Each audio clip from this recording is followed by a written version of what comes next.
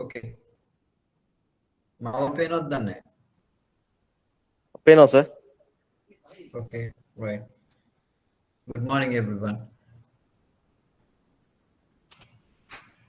Good morning. Okay. Good morning, sir. Today we'll try to discuss the second topic, which is the identification of investment opportunities and projects. Um,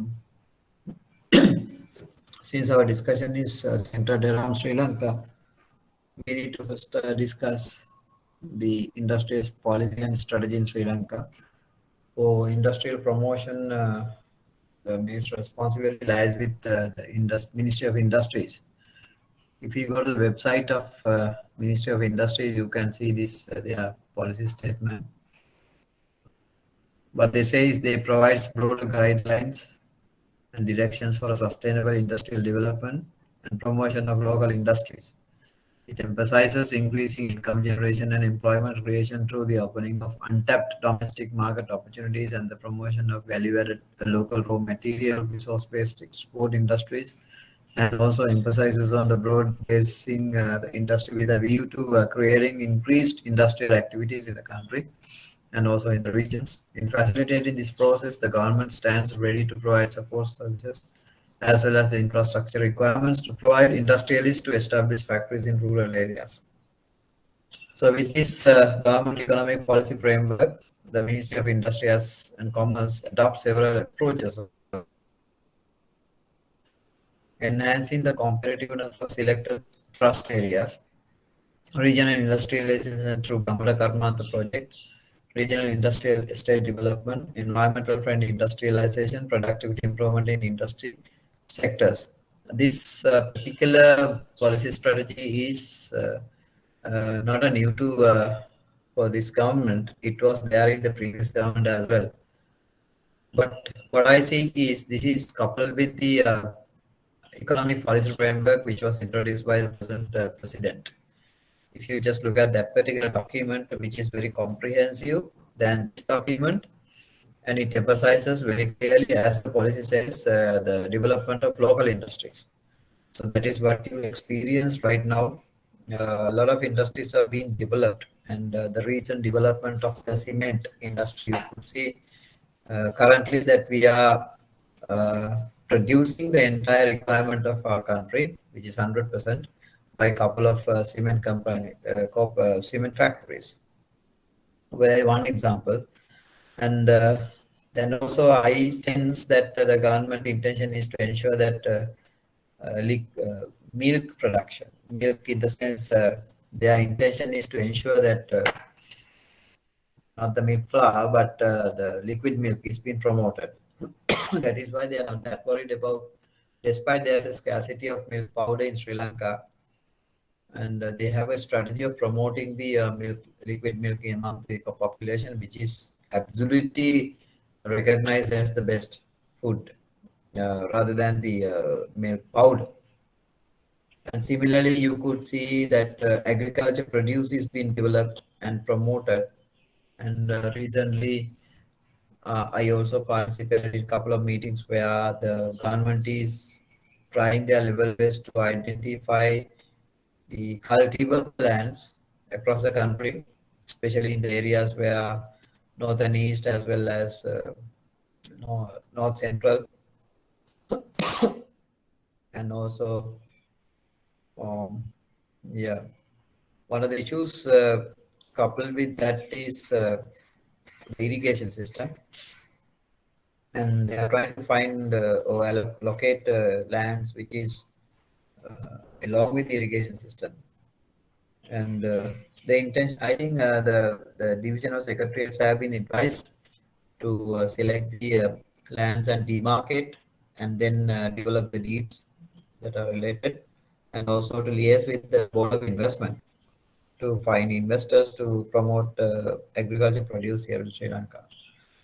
If you know that, so that through which what they expect is not just agriculture, agribusiness, so that they are expecting scientific agriculture. When you say scientific agriculture, you should focus on greenhouses, polytunnels, where the impact of weather changes might be reduced, and also coupled with uh, modern irrigation system like the drip irrigation and sprinkle water systems where the use of water is reduced and also which is being effectively uh, deployed or rather applied in the agriculture field. And thereby you can avoid pesticides and weedicides because it is in a very controlled environment. And we could see the farming is a big industry in other part of the world because it is not the poor farmer who should be seen in future as far as the industrial policy is concerned of the country. And it is a commercial agriculture farmer who is a very rich person. If you just take Canada, US, UK, even in China, I'm not sure. Of course, these farmers are very rich people because they are in a massive scale. And the other area the previous government was trying to promote is the cattle to get milk, cattle milk, and which was utter a failure because it was not properly, I would say, managed. And even the procurement of cattle from other part of the world was not 100% successful due to various weaknesses. So we need to breed cattle here in Sri Lanka rather than importing. Importing is maybe one part of it, and breeding may be the more successful so that you get some cattle who are adapted to this environment.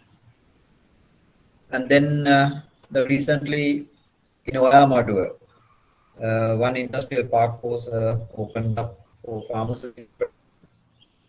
So you could see that even right now, some of the pharmaceuticals, including saline, is being produced here in Sri Lanka by massive mega factories. And then Oyamadu is dedicated for pharmaceuticals. Currently, 13 top companies have committed to start their operations in Oyamadu. And here the pharmaceutical corporations might have a buyback agreement with the producer to buy the entire produce.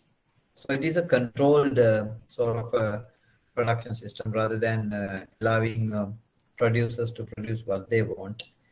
And here from the government side, there is a kind of a demand which is analyzed on an annual basis, and they get into buyback agreements with the producers so that there will be a kind of a smooth operation. And I don't think that entire thing can be produced here in Sri Lanka, but part of the raw materials need to be imported initially because some of the operations are not economically scaled here in Sri Lanka, like the production of raw materials for pharmaceuticals. But if you take saline and all, of course, you can do it here in Sri Lanka, but there are certain other medicines for which the raw material need to be imported from somewhere else, especially countries like Germany, and where the quality is very high.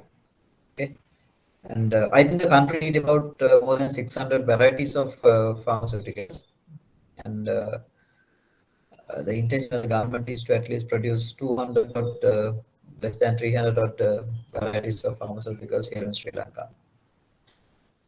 And then if you tap the other areas like renewable energy, there is a very clear policy apart from this policy by the government, the current president, to go 70-30% of 70% of renewable energy by 2030. And it is not going to be happened if all the other related industries are right. The agencies are supporting him, like Minister Sustainable Energy Authority and the Electricity Board, and so on.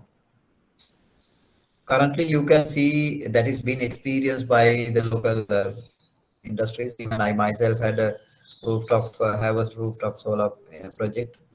I generate more than 1,200 kilowatts per month and connected to the grid, whereas I don't use them. I don't use my usage is less than 400 kilowatts per month, so that I'm earning out of which and while supporting the government policy.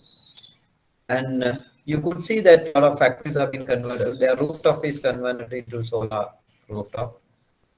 while they are uh, taking care of their own bill from the generation, and they also additionally they also supply to the national grid, and it is very doable. I believe, and not only with solar.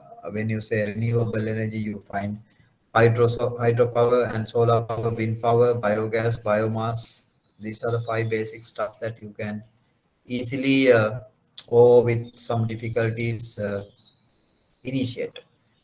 I would say that wind power is more effective than anything else because the propel or the winds are being uh, operated even during the night time because it is connected between the solar power. The problem, there are two problems. One thing is that effective hour hours are like 4.5 hours per day, despite that we have 24 hours. That is number one. And when there is rainy season, of course, the production capacity goes down. And the other thing is that you can produce during night time. It doesn't work. And the other thing is that battery backup system is not properly developed yet in the world as well. And in the some of the countries they are using, but currently it is not. It is being developed so that we are expecting one day the battery backup system will come down here. So that day, of course, you can be self-sufficient. Supposing if you have a solar power system in your house, of course, you can disconnect with the grid system. Probably, I don't know, and then you can be self-sufficient. But right now, it is not possible because the currently electricity board has problem of distribution of balancing of power, and there's a huge demand here in Colombo, but the generation is not that.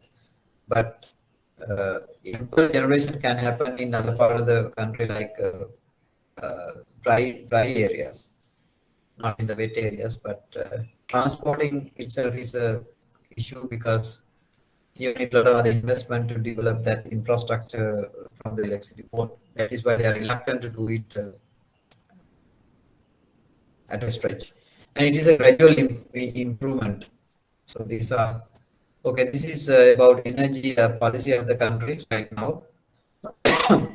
And also, I told you a couple of examples with regard to the other industries, agriculture and uh, and pharmaceuticals, and also mm, cement industry and iron. And you could see another big factory came up, Ferentino tires is being manufactured here in Sri Lanka, but still a part of that tires is being imported to Sri Lanka. Um, and when you say Kamata Karmanta is a good program because the Karmanta should, or the industry should go and locate in suburbans and rural areas. And if you just look at the development per se through projects, and the projects will take place in lands where there are abundant lands, and the trade will happen only at the center of the heart of the country, like the cities. Colombo is an ideal place for trade, but the production or the manufacturing should happen elsewhere, not in Colombo. But you need Colombo for accommodation of the logistics, like if you are close to the harbor, you need a lot of logistics areas. And you could see in Kerala area and all, you can see a lot of container yards are located. That's yes, you need because you need to reload up. You need to take off down, unload the ships and locate them because customers are required to inspect them, not at their location because we don't want to jam the or the we don't want to see congestions in the harbor because it has to be free always for a continuous operations. And also, I see there is another weakness in the harbor, uh, bonded warehouse facilities. With the development, of course, the harbor should be equipped with, not, I would say harbor, it is a port. Harbor is just a city, but port is a total solution. Port should be equipped with a lot of bonded warehouses for some people to bring down their stuff and store in those places. And That facilities, I don't think it is developed in our country. Not only that, is servicing the ships. You know that when a ship travels across countries, at any end, of course, there are a lot of other services to be carried out, changing oil, and always there's a sludge created. You know, oil is very heavily used in ships, so that sludge should be removed and allow the ships to be very clear. And that facility is happening in Sri Lanka, but I don't think it is a developed facility. Okay, so what I mean is that true that Hambantara there is a port, that port is being developed, but even the Colombo port is being developed now. These fellows are shouting each other for development purposes when there's a project coming east. There are problems of giving it to somebody else. Then why we are giving it? Because hardly any money for us to develop it. That is why we are getting into public-private partnerships. Otherwise, you can't see a development. All in all, these are the things that I could see, I can remember, and there are many other things that have been developed. Anyway, the intention of the president is to ensure that the local industries are being promoted for two reasons. One thing is to import substitution, so that if you take tires, pharmaceuticals, better not to bring down everything from elsewhere. And if you can produce here in Sri Lanka, self-sufficient. Number two, exportation. Okay, you see that banning now, even recently also there was a kind of a limitation of imports. It doesn't say it is a ban of importation. You can't ban anything. We are under fair trading. We are working with the World Trade Organization, WTO, because the moment the WTO sees there are blockages, hindering factors for free trade, fair trading across the country, they will intervene, because we are a depending country rather than an independent country in terms of trade and everything. So we also need to liaise with other parts of the world rather than mm, being so tough in trade. So we have to strategically do it. So my personal view is banning import is not going to help us. You open it up, but make sure that we are also competitive in the international market by exporting. We have our indigenous product like tea, rubber, coconut, and all, and and the and cinnamon. You know that when you say Ceylon, cinnamon, it is only from Ceylon. There are other countries who are exporting cinnamon, which is not the true cinnamon. Even there are other names which I can't remember, of course. So the true cinnamon is being exported only from Sri Lanka. So we have been recognized in such a way. So branding is another area, tariff is another area in exports, of course, and then again duty structure is some other area, and also quality improvement certifications. There are many things that industrial development policy should take care of, and also along with the EDB. That is why they liaise with many other industries, many other ministries rather. Okay. Mm. Ministry of then the finance is on top of everything, because they need to look after the finance and legislations, things like that. And then we have the trade and commerce and textile industry and Ministry of Small Industries, agriculture and dairy development. Central bank is one part of it. Okay. Export Development Board. So there is a commission rather, to promote industries. So these industry ministries are responsible in liaise, because the issue here in Sri Lanka is they are scattered, like not in coalition. That is why uh, uh, industrialization commission has been developed to come together. But unfortunately, I don't know to what extent these commissions are effective. So don't ask me whether it is in exist or not. Of course, that is in documentation, but I could not go into the details. So there are a couple of industrial assistance programs coming from the Ministry of Industry and Commerce. Uh, One is that deep scheme, but it's temporary import for export processing. In other words, inward processing scheme permits business to obtain relief from the custom duties and import VAT on goods that are being imported for the purpose of exporting. Okay, it is called something like custom guarantees scheme. TP is very popular among the exporters.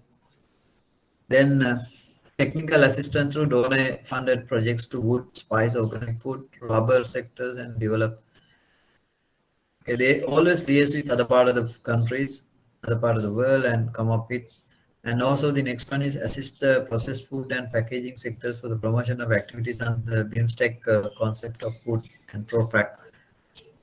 And they also supporting the exporters with arranging visas and fair trade fairs.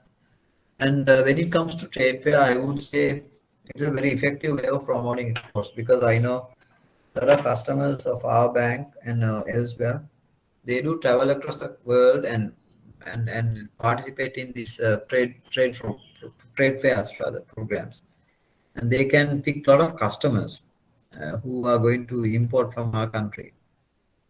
Uh, I know even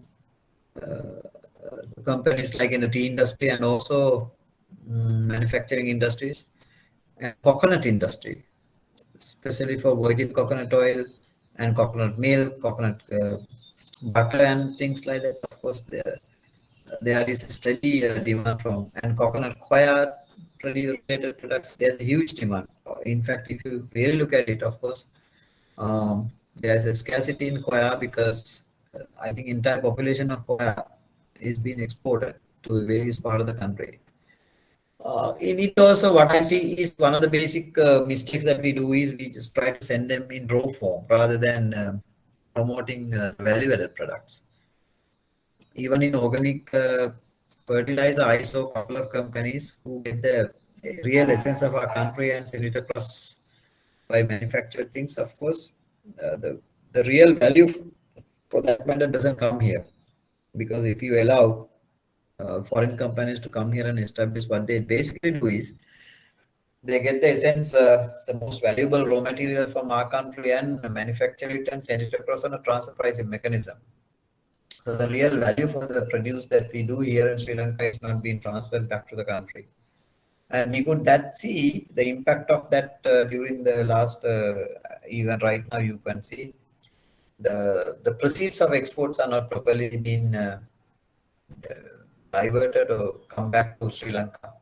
And that is why the central bank had to come up with a lot of regulations. Even the recent regulation, whatever export proceeds need to be converted into rupees, at least within 180 days tenure. So those regulations are coming because we don't see a free flow of foreign exchange.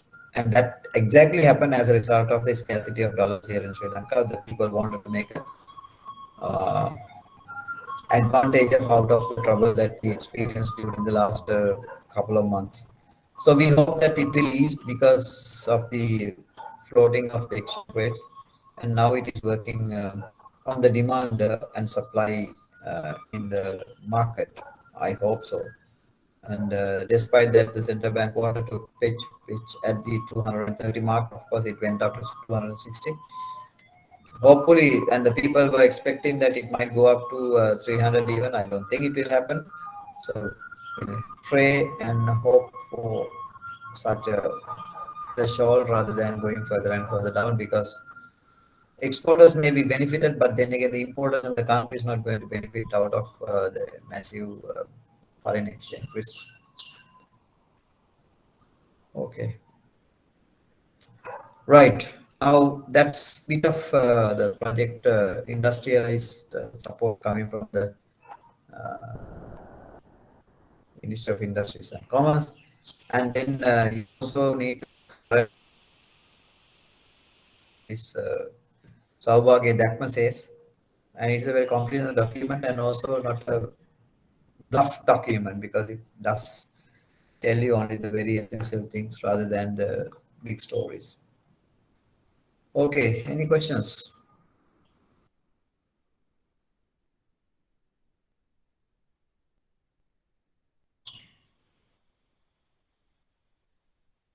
Question?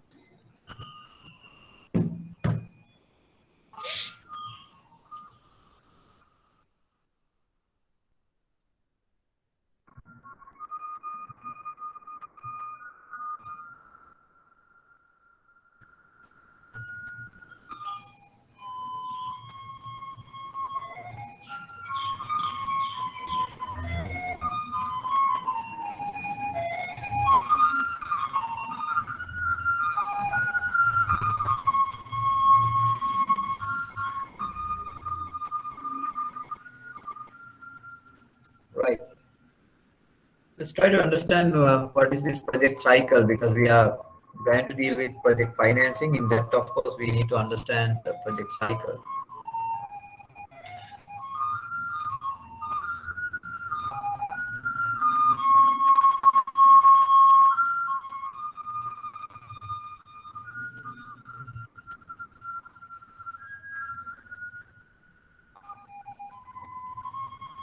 So any project will need to go through a series of steps to ensure its proper financing, implementation and operations.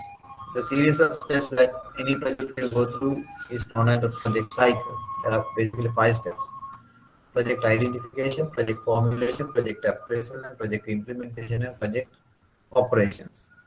So these steps are taken together called a project cycle, because of the stages of the project operations will come to an end. Once the life cycle is the project introduction, growth, sustain, saturation, and decline is ended, business need to identify a new product. So it is basically a cycle which circulates. Uh, so this is how it happens. Now I have given you a note as well.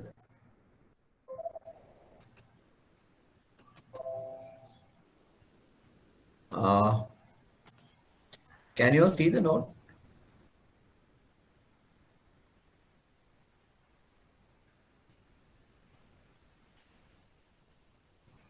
Hello, No, sir. you can't see the note.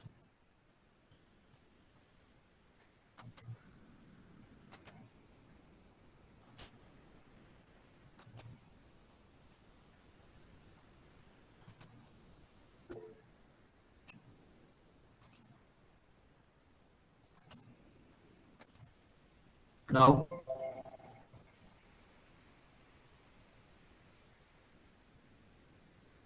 No, sir. still no. Okay. Now can see. Can see. Yeah. Okay. I think last week we discussed about what is project financing. Did I?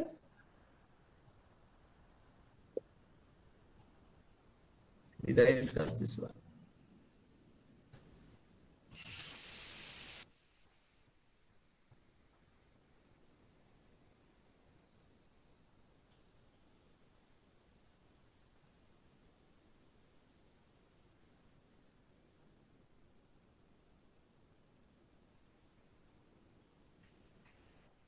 Corporate financing and project financing, corporate banking. Some of the things I did discuss.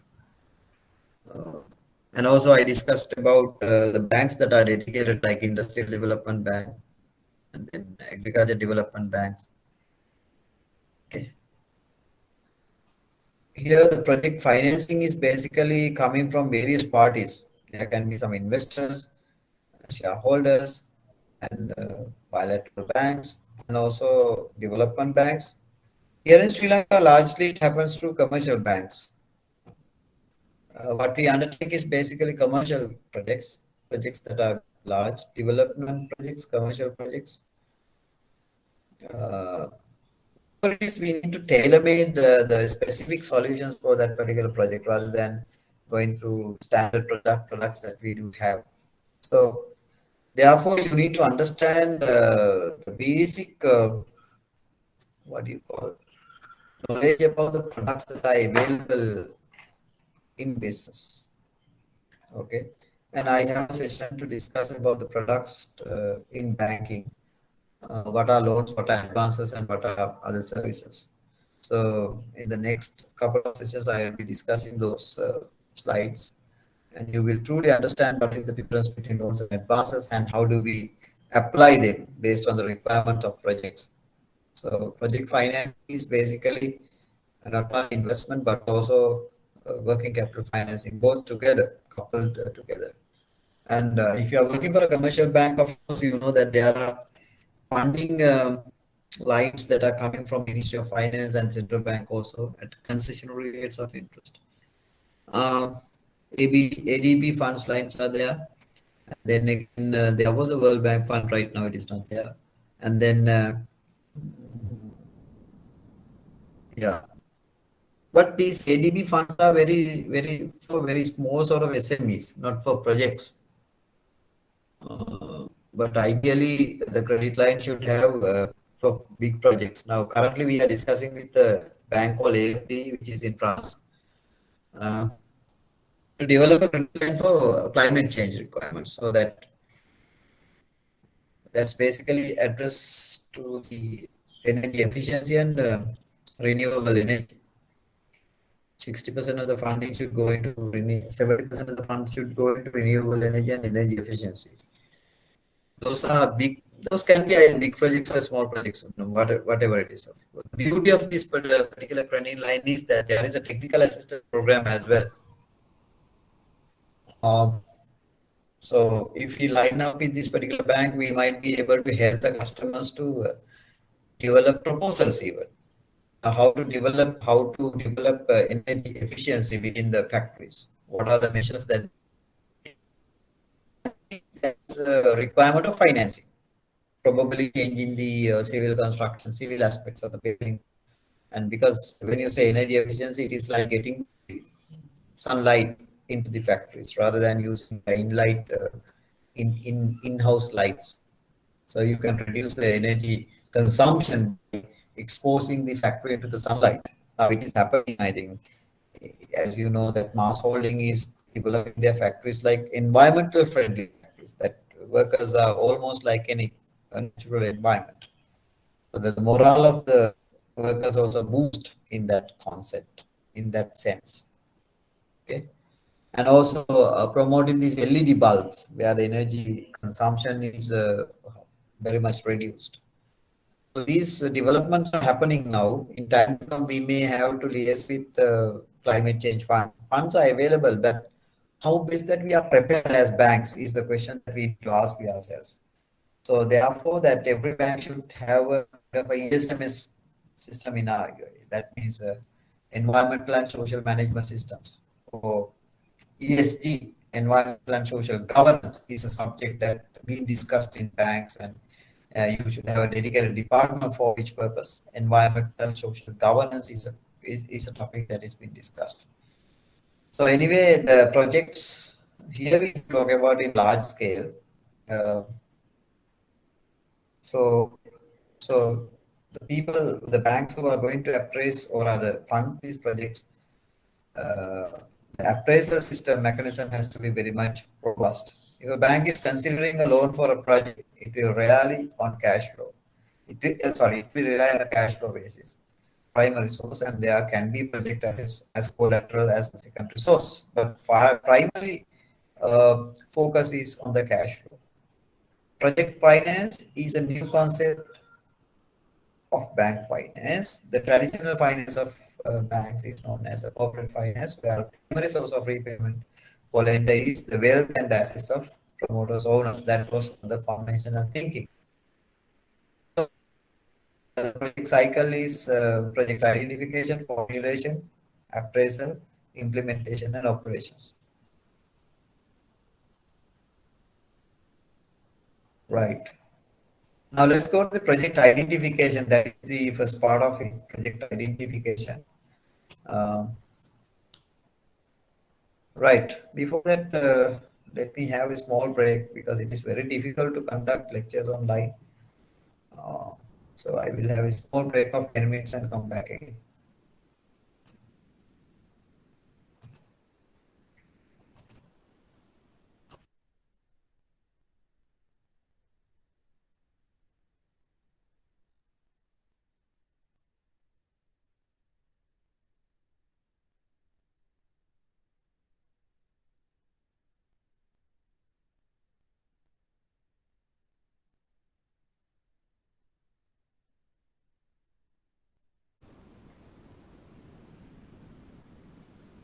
Yes, sir.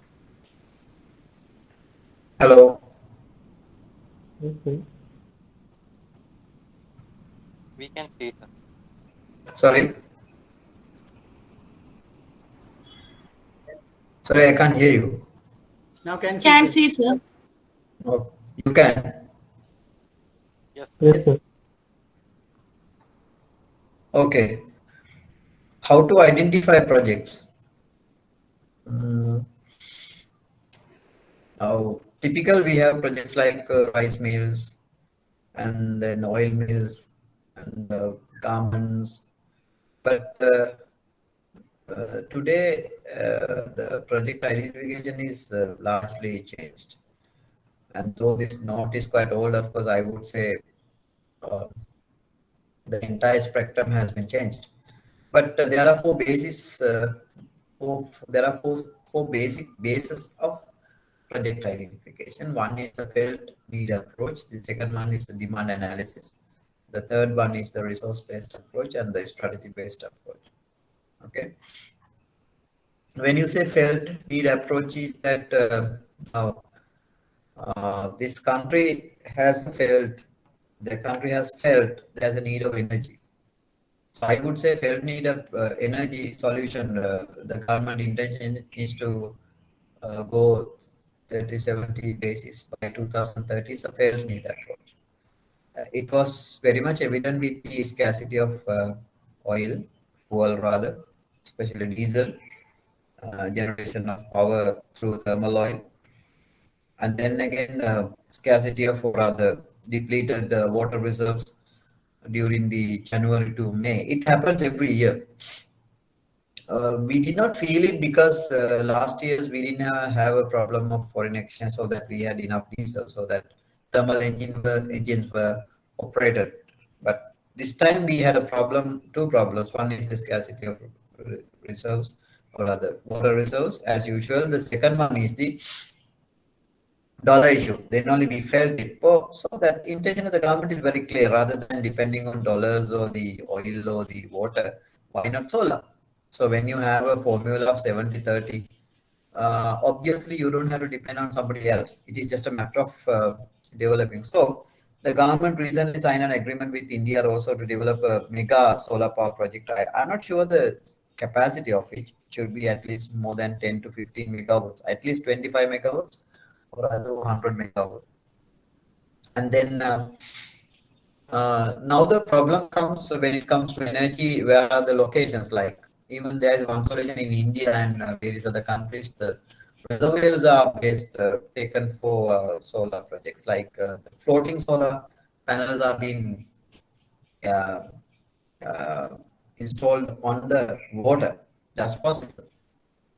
And then you can ask all the households to convert their rooftop into solar and factories into solar, and also if possible ground mounted solar projects wherever possible, because the disadvantage of ground mounted solar project is that you take the land into use for the solar, because once you fixed a solar project underneath, it's very difficult to do any other damn thing.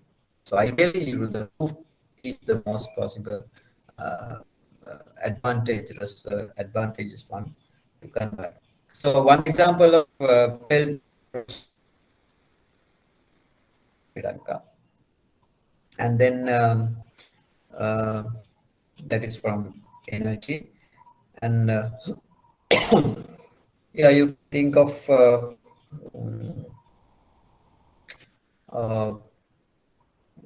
even the milk, the conversion of liquid milk into powder milk, maybe a failed need approach. And then I think there is another uh, intervention that if you can bring in here, that bread, that wheat flour is an issue. Wheat flour, because what we get is a low quality wheat flour. And in Sri Lankan people, you don't, because we don't know the art of eating bread, because we take loaf of bread and along with that paripoda or something, we eat the entire loaf of bread. That's wrong. If you take the Western countries, they also eat bread. They take couple of slices, and then in between that you find a lot of other meats or protein-rich food. Here the food pattern is entirely wrong. That is why we have enough problems. Now in my house, of course, we don't bring any bread, because the moment you stop bringing bread into the house, of course, our healthy pattern was improved. Now, if you can convert this kind of wheat flour into rice flour kind of project, that would be ideal. But then again, there are a lot of other issues. Right. So those are called felt need approach. Then you have the demand analysis, which is a very common thing. Entrepreneurs can analyze the demand for products in country, and also identify the products for which there is a demand, high demand, and set up projects to produce them. So demand analysis includes the import statistics, export statistics, world trade statistics, demand for products in the other countries, study of leading industries in the country and identify their requirements, shortages, anything else. Like the tire manufacturing is something like that. Of course, you analyze the local demand and accordingly do a project. Pharmaceutical is based on the demand analysis, and also cement is based on the demand analysis. And iron can be demand analysis. So it is not only this import substitution based on the statistics, but also it's possible to export even. The other area that the government is trying to develop is the importation of the vehicles based on the demand. I was amazed to see that because we were working with that electric motorcycle manufacturer. In fact, it didn't work because his debt equity ratio was so bad. But the product is good. It was displayed in the recent industrial exhibition in the BMS as well. It's run with solar power generated battery, electric plug generated battery, and you can run the bike for at least 120 kilometers with the battery that is available. So I was amazed to see that prior to this ban of vehicle importation, there were about 350,000 motorcycles were sold per month. Per month. Now zero. But still that we are managing with the available motorcycles. That is the kind of a demand available in Sri Lanka, even for brand new vehicles. There's a huge demand. Recently, the Minister of Industries issued the SOP, Standard Operating Procedures to manufacture local vehicles. So any manufacturer of vehicles should follow the SOP. SOP is available in public, I believe. So there's a requirement of a local value addition at least. Now the basic stuff, we can't manufacture vehicles right at this moment in Sri Lanka because our industry is not that developed. So what we do is basically assembling a lot of things. Assembling. So the big things are being imported. Even the engine may be imported and the chassis may be imported. And then, but locally, you need to add at least 20% of local produce need to be added. So then you are allowed to assemble here in Sri Lanka and put it into the local market rather than importing the entire body kit and assemble here. So there are requirements and inspections have been carried out by the Ministry of Industries. But unfortunately, though the SOP is out, of course, there are other certification requirements are not properly done because right now the only authority for allowing vehicles to run on the road is the Register of Motor Vehicles. Register of Motor Vehicles is there to allow or rather issue licenses for manufactured vehicles, but they don't have a kind of a certification system for manufacturing organizations. So there is a kind of a weakness in it. So this is the project. This is the problem, rather. When your country develop, when your country is being elected in such a way, of course, there are many other things that we need to develop, like the standards, certifications, or quality assurance. Because end of the day, whatever produce need to be par with the quality standards of the other part of the world. One thing that the local people even we not make a demand for it, and of course, if it is internationally par with the quality of oil, you can export it. And two things very important: the quality and the price. In both sense, you need to be effective. Otherwise, it's very difficult to export the products. So whatever the projects that we do talk about need to address the export market as well.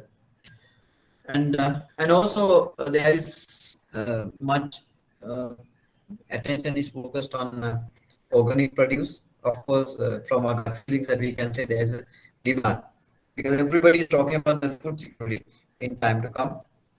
There will be a lot of issues with the climate changes and wars happening in various places in the world. So there will be a huge demand for food producers. And if we can come up with some quality fruits and vegetables and fruits rather, and obviously there is a demand here in Sri Lanka. There's a demand in the world, not only Sri Lanka. Um, if you just look at the statistics, of course, you will be wondered because some of the things that we are still importing, like if you take fisheries, part of the fish is being imported and sold here in Sri Lanka. That's crazy. Even at a time I can remember the salt was imported. Having such a huge resource around the country, and we have been importing salt. That's truly bad. Bad in the sense that we are not that developed in a sense. So these are the areas that we can address in terms of demand and analysis. There are enough projects. The other thing is the pharmaceutical, as we discussed. And also, I feel there's a demand for education, international education. This country is very poor in terms of thinking. Like, and I know that a lot of people are opposing establishing medical colleges in Sri Lanka and various other educational institutes. That's truly bad. Bad in the sense if we just look at UK. UK, one of the main source of income is international education. Okay, so they have quality universities. So why not we? Because large amount of people are traveling to other countries with a lot of danger, and also a lot of foreign exchange being exported to other part of the world because of higher education, which happens on the part of the world. Why not here in Sri Lanka? Even if you can allow medical colleges, probably if you look at Maldives, Bangladesh, even India is very high in the education. You can't compete with them right now. But I believe if you can come up with some quality universities, probably that we should be able to promote that and make some income. Not only uh, blocking the export of foreign exchange because of the education, but also invite other parts, neighboring countries like Nepal, Maldives, India, Pakistan, Bangladesh, um, like these countries, of course, even Thailand, you can invite these people to our country because our lecturers' English um delivery would be, I think, fantastic. Because don't forget that most of our good brain is being drained to other part of the world because hardly any thing. Other business is the IT. That is what I remember. IT industries. There's a big demand from the international world for Sri Lankan entrepreneurship, and the problem is the IT graduates are scarce. There is scarcity of IT graduates here. CEOs who are willing to come here and settle down, if we can produce enough number of IT graduates. So it was there for a long time, even during the pandemic. That particular industry went up, or rather, increased at least by 15%, more than the previous years. Of course, there is a boom in the IT industry because doing business and also marketing business is both online and digitized. So all the industries, even if you take a small boutique, and he has a kind of a web application to do marketing or delivery online. So that is a kind of a change that has happened. So rather than the traditional things, there are enough new things that you can talk about based on the demand analysis. So the other one is the resource-based approach. Analyze the resource available in the country and come up with some projects. Now this phosphate deposit that we have is a resource that we have. And over years, of course, what we talk about good about that deposit, and we don't do anything about that.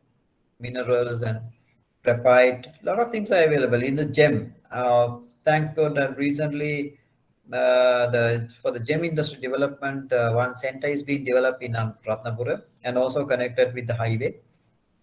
Uh, so there will be some small sort of airport even to travel these people, and hotels in Ratnapura to accommodate all these. Because the sad story is that we have the Gouda and gem mines here in Sri Lanka, but the market is in Thailand. Bangkok. How crazy. That's crazy. Crazy because that we are really poor people. We just, even if you go to Ratnapura, Kuruit area, you can see the people are on the road in doing trade because there is no proper place. It has happened over and over years. I don't. But anyway, now recently, international gem center has been developed in Ratnapura. That's a project based on the resources that we have. So let the people come here rather than exporting our raw gems to other part of the world and get them to develop it. So we can do the development here in Sri Lanka, and we found the largest ever gem here in Sri Lanka, and we sold it at raw. So we don't have the capacity. So there is one gem and jewelry authority, but I don't know what they do, of course. So this is the biggest issue. But this government sector is not active in developing projects. So there was no clear guidance even. But with this government, you can see these things are being addressed. So the other resources is the cinnamon, tea, rubber, coconut, all that stuff. Of course, we have the resources, and we also have a labor. Skilled labor is available, but I'm not sure how best that we make use of them because labor is skilled, but they don't work. So that is one of the issues that we have.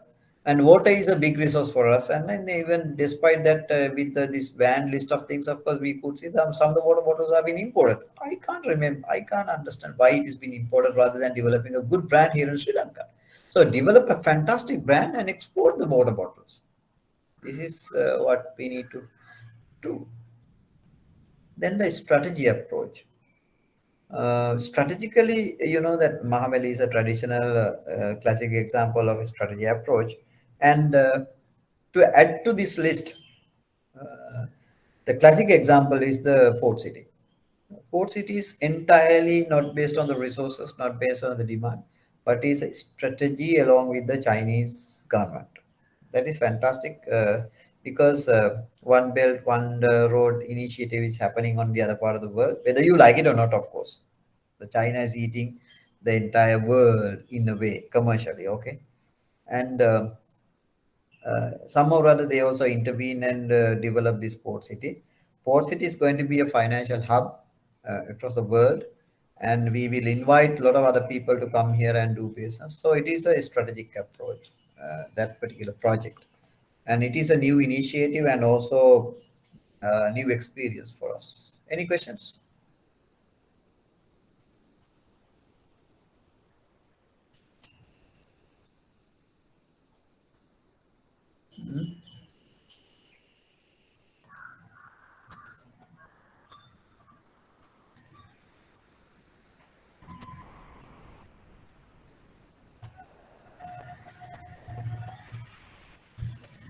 As at least to see that you are with me.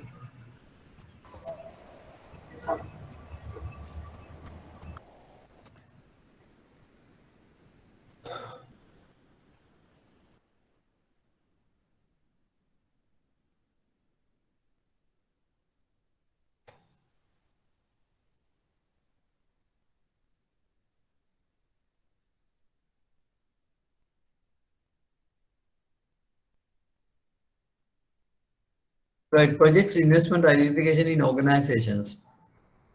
Now, what we discussed so far is in general, but projects are being identified by the organizations as well as part of their strategy. Okay, investment proposals. In this case, you need to understand the special purpose vehicle concept. Either a project will come up within the existing balance sheet, or else the company might develop a separate balance sheet for the purpose of developing a brand new project. Most proposals are of various types may originate at different levels within a firm. Most proposals in the nature of cost reduction or replacement of processes and product improvements take place at the plant level because a new project, a new plant is coming up, or else you eliminate the plants that are available or outsource your things. The contribution to the top management in generating investment ideas is generally confined to expansion and diversification. The proposals may originate systematically or haphazardly in a firm. Automatically also some of the proposals are coming up. The proposal for adding new product may estimate from the marketing department, from the plant manager, who thinks be a better way of utilizing idea capacity. Suggestions for replacing an old machines, improving the production techniques may also arise at the factory level. In view of the fact that enough investment proposals should be generated to employ the firm's funds fully, well, and efficient, the systematic procedure for generating proposals may also be evolved from the firm. Okay. So how it happens basically, management sponsored studies for project identification, formal suggestion schemes, consulting advice. Sometimes you get some of the consultant, but anyway, I believe the management sponsored projects. Now I know that a couple of projects that I did came from the management itself because they had the curiosity of developing a new project. So, but obviously they consulted somebody else to develop the project. Not because when it comes to the scale of the project is large, ideally you should get some cluster of people who can talk about the project in a scientific way rather than just a project, you know. So they also come up with a lot of suggestions. And even when I want to do a project like now we are going to start a graduate development program. It is a project end of the day. And I do consult a lot of my other people to get more and more ideas. So it is just a collection of ideas. But initially it came from our top people. And the project is being right now implemented with a lot of inputs coming from the down level. So that is how you should develop it. That would be fantastic if that is so, rather than confined to a set of few people, get everybody's involvement to develop a project. Even when you do a project at home, but get some others views. So they also, and don't make a kind of a mess around everybody, but select the people who can ideally contribute in a proper way. Otherwise, what happens is that will be a soup of everybody's ideas. But when you make use of these consultants, because I know that 100% most of the cases we don't find a good consultant here in Sri Lanka. Those are rogues, I believe. Okay. Um, some of the other areas, review the researchers done by in the country abroad. That would be ideal. Conducting market surveys, deputing executives to international trade fairs, and that happens. That I know that happens because a lot of, rather than the executives, either the owners or the directors might travel across the world in trade fairs and get some more and ideas and come up with new projects. Even this bottled water, a gentleman who was working for the state sector retired and developed this. The first ever project came from American Premium Water. And it was a collaboration with the US company with the 51% and 49 from Sri Lanka. That is how the bottled water started in Sri Lanka. Okay. It was a kind of a demand analysis because the bottled water was there everywhere, but not in Sri Lanka. Initially, when they started the project, everybody laughed, it seems, because what is the use of bottled water here in Sri Lanka when there is abundant water? But today, the story is different.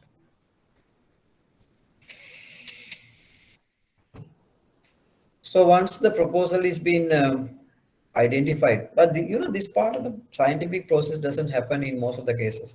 But ideally, I would say it might be happening in big firms. Like if you take John case, the waterfront is one such example. It's a classic project which is almost come to a near completion, and you can see the marvelous development in that area, waterfront project by John Keys, and it is an integrated resort. Uh, I think only missing is the gaming part of it because they were not allowed to do the gaming. Ideally, forget about the cultures or this. If you do a project international, it has to be par with the international standards. So whether you like it or, of course, the gaming, prostitution, and drinking, all that happens in an integrated resort sort of a thing at a high level of scale. Okay. We should allow them. When Singapore was struggling with the tourism some years back, of course, they analyzed the reasons for it. So Singapore just a destination for people to come here and go. Rather, they were not retained within the context of Singapore. So what they did was they developed some strategies. One of the strategies was the kind of this integrated resource where the prostitution, gaming, and everything took in one place. I don't advocate them, but I'm just comparing some of the strategies applied to other part of the world. to develop their countries. Now today, Singapore is a free flow country. Now you can go there, but you can't stay there for a longer period because it is so expensive. Because the quality levels have been improved. Okay. Uh, so once a proposal is developed with the consultation of everybody, so there can be a couple of proposals. So ideally, you should do a kind of a pre-feasibility study. Okay. Once you identify the proposal, before you do the project report, for submission for the investors or other bank, you should do a pre-feasibility study. Okay. What is a pre-feasibility study? An identification of the project. It is necessary to formulate it. The formulation strategy is also called pre-feasibility study. During the pre-project formulation, investors, bankers will have to briefly look into some of the areas like location, market, capacity, technology, environmental issues, and the investment and who is going to do the investment. Okay. And then only you can see a project report is the outcome of the project pre-feasibility study. You know that when it comes to a large project, pre-feasibility study is a must. If you can remember, there was a big ha-ho in the Hambantara port. The previous government, United, I think, UNP government, did a pre-feasibility study and they found there's a big rock at the entry level. So with the pre-feasibility study, they said that we are not going to take it up because of the rock. But the current government undertook. And with the rock, of course, they opened the project and then later on, of course, they heavily invested to remove the rock. That is what we hear. I don't know. But with the pre-feasibility study, you can either take a decision to do the project or else to stop the project. Any questions so far?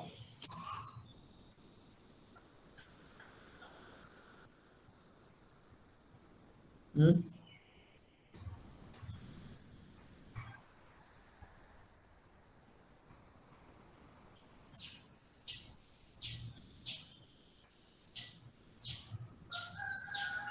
Any question?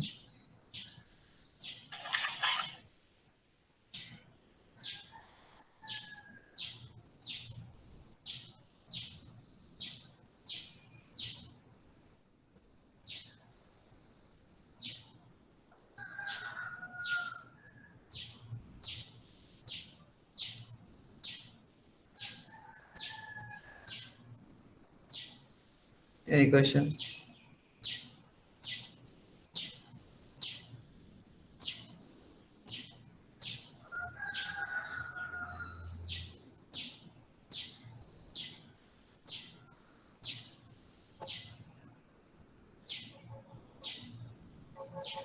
So who is going to identify the project? The Sorry? company, like senior manager or board level? Is there any team to identification for the new project? Okay. Now, in any organization, there's a strategic pyramid, managerial pyramid. It's a pyramid. In it, of course, the top of the pyramid belongs to the strategic level. So once in every 2 years or 3 years or 5 years, they need to prepare a strategic plan. So what is a strategic plan? It is all about the future of the entire organization, future direction. And they do a SWOT analysis. When they do a SWOT analysis, of course, I try to understand the weaknesses, strength, opportunities, and threats and everything. Okay. So it is not only a micro level kind of a study, also a macro level. And they also look at the macro level, not only local, but also international. Ideally, if you do it, and ideally. So when you thoroughly do a SWOT analysis, you understand the opportunities available in the world. So that ideally it should come from the top level. So you might get a consultant to do a SWOT analysis, and because when you do a SWOT analysis, only that you should see that your competence is available, but which has not been tapped. There's a potential, but which has not been tapped. So I would say a large percentage lies with the top people to identify a project. But as I explained here in this discussion, some of the projects may come from the plant level. factory level or mid level. But these ideas are confined to process improvements, some of the weaknesses that you encounter during the operations. And the plant people, so supervisors may come and tell you exactly why not this change.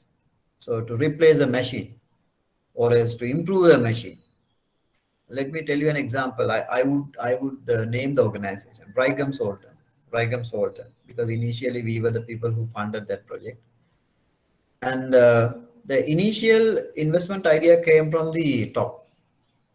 Thereafter, they identify an abandoned machine in somewhere, I don't know, Piliandala, and they purchased it. Thereafter, they took it to a factory and located in a Sultan, and the entire internal team only developed the machine to another couple of levels.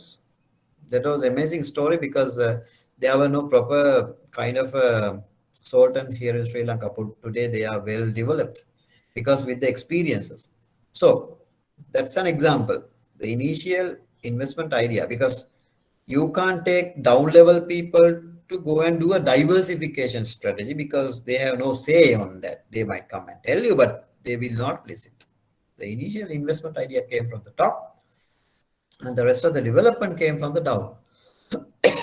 That is one example. The other thing is, the top people might see the government interventions. Government may invite some of the private sector people to do some projects. So likewise, majority of the ideas are coming from the top level.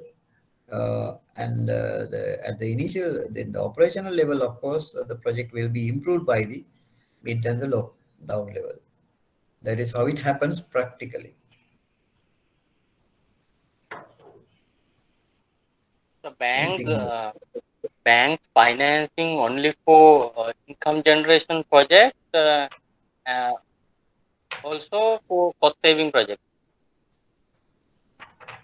Okay, very good question. Banks will fund only for projects which generate cash flows to reserve the loan. So from the business point of view, it is both. I mean that why a company develop a project or come up with a project proposal. One thing is they are looking at the top line, that is revenue. Second thing is they are looking at the mid line, that is cost. Finally, both lines will have an impact on the bottom line, which is the profit. So that is how they look at it. And also number two, any company might look at a project for a sustainability, in the sense they would like to sustain the organization for a long period, because there is a kind of a legacy philosophy within the context of the top management. They want to be the top in the world, top in the country. Likewise, they have a lot of visionary thinking when it comes to a project from a company point of view. But the banker's point of view is also the same, but not in a kind of a strategic level, but the investment idea has been already come up. And then we are looking at the cash point of view, whether the particular project will generate cash, whether it is the midline level, level, income improvement, both will have an impact on the bottom line, which is the profit. So we take the profit, convert into cash, and see with the new investment, will the company be able to service our debts at what level, and then again, how long will they be able to survive for a tenure that we propose to repay the loan. That is what our intention. So beyond our intention, they have a huge intention, because they not only look at the service of the loan, but also the continuation for a longer period. So once you identify as a banker, their intention is very clear. Ours is very easy.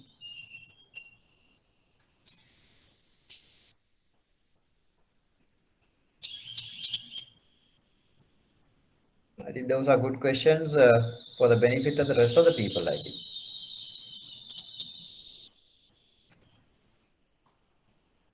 Right.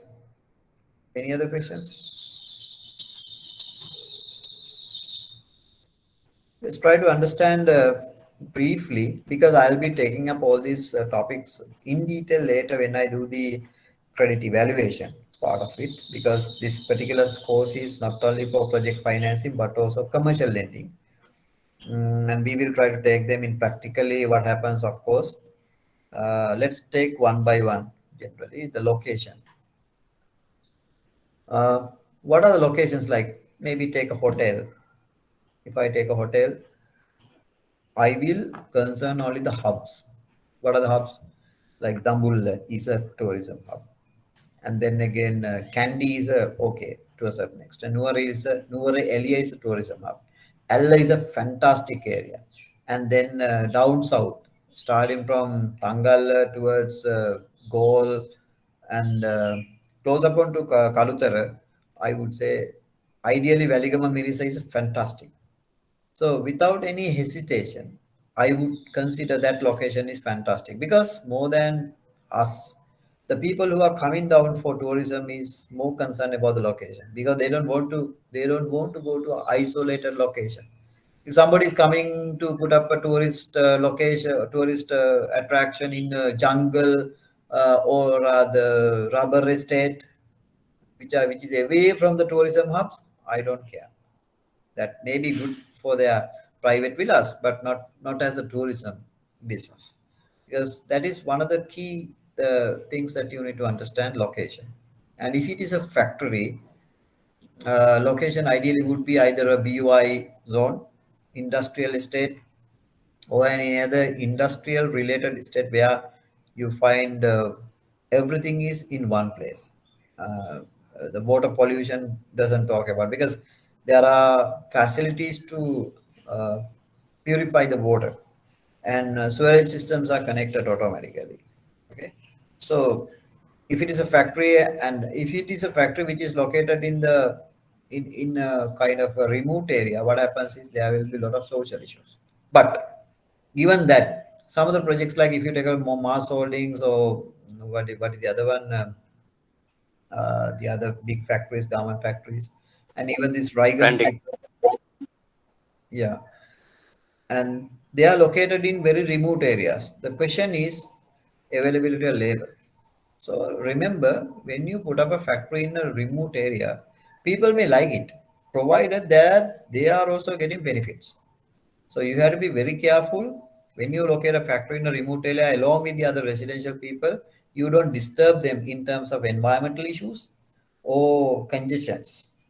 Okay, as long as they also get some benefits like coming up with new vendors, supplies, and their people are getting employment, large numbers of employment, and there is a income generation for the next level of people in that area, they may like it. Otherwise, they don't like it. So you have to be very careful when you locate a factory apart from an industrial area. Okay. And then grocery, supermarket. Where are you going? Now, when you say supermarket, it has to be besides the main road, basically, and along with large area of what you call vehicle parking.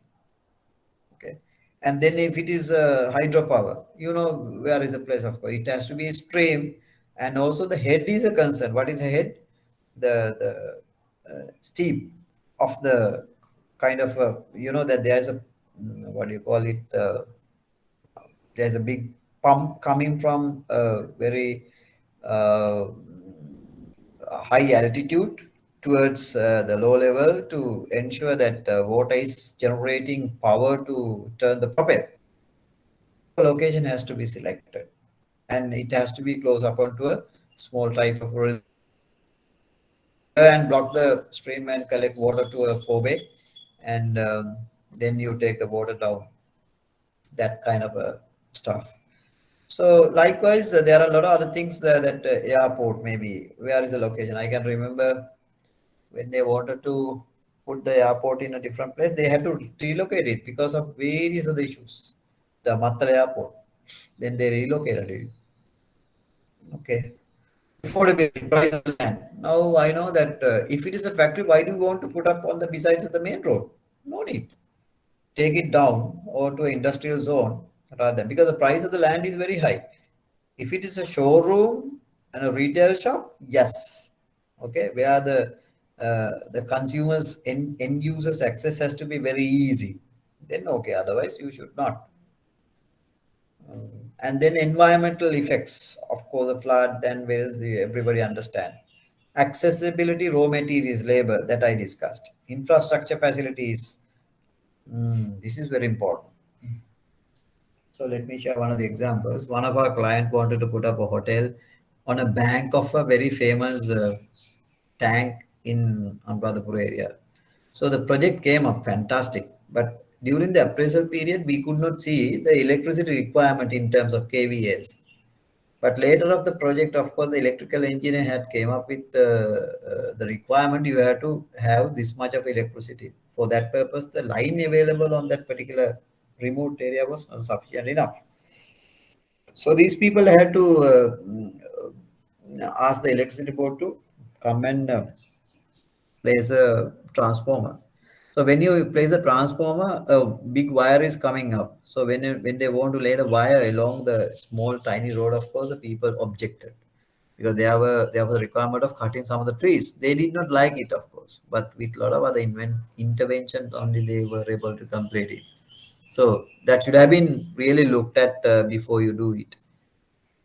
If you can remember, it was in my university days, of course, this Kandalama project. There was a big haho about the Kandalama project. Today, nobody talk about it because they won a lot of awards for which, of course, initially most of the people opposed against that Kandalama hotel.